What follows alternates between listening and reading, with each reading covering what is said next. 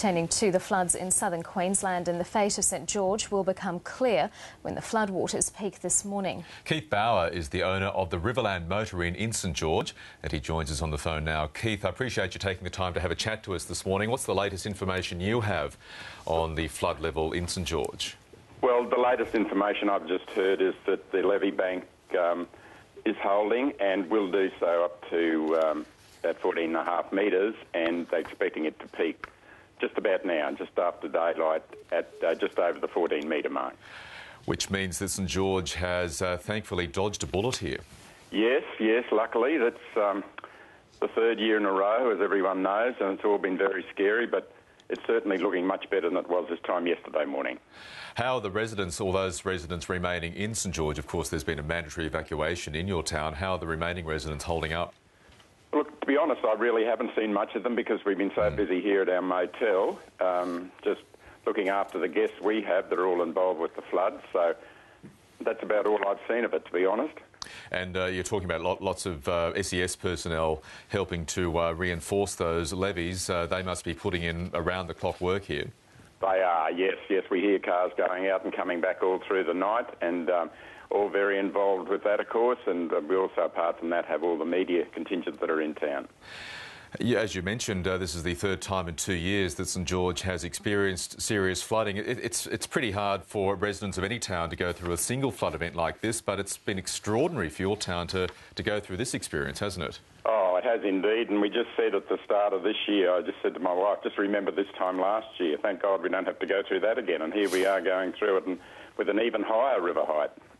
And from what you've seen, although your contact with others has been fairly limited, as you say, from what you hear and what you've seen, what's the damage been like in St George? Quite a lot of homes inundated below the weir that are outside the levee bank, and that occurred in 2010-11 as well. So, yes, unfortunately, those people haven't escaped the waters again this year. So it's, again, yet another case of St George residents having to go in once the floodwaters recede and rebuild.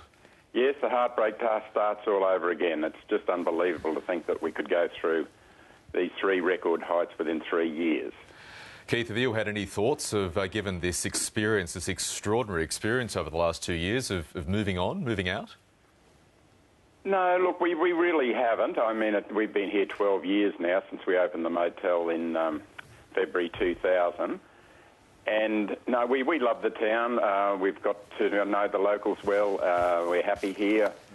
But just to see this occurring again, I mean, I was approached by the police yesterday at about 9:30, more or less telling me we had to leave. And as I said to them, well, what do I do with all these guests here? And at that stage, they were predicting the 15 metres. So they said, well, we have at 15 metres, the motel will be flooded, and they won't be here anyway. And I just requested another couple of hours to think about things and get our heads around it and get packed, etc., and what I was going to do, because my big worry, of course, is just walking out and leaving your livelihood and trusting just the police to run it, and because they're busy everywhere else around town, and you consider all the other things that could occur, looting is not the least of them.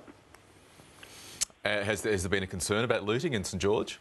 There has, yeah, definitely has, and I've heard that there was a case of it on the Sunday night, so that's our biggest concern, that you're walking away and leaving your property and just trusting it to be safeguarded by police. There are a lot more police in town they brought in from Brisbane, but it's still a very difficult situation to know that your whole business and livelihood is at the mercy of someone else. So there are reports, or you've heard stories of, for instance, houses being broken into while residents have left?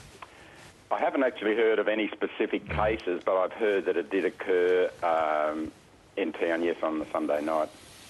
Which means that everybody there still has to be vigilant. Keith Bauer, I know it's been a really hectic couple of days. Thank you so much again for taking the time to chat to us on ABC News Breakfast this morning. My pleasure, Mike.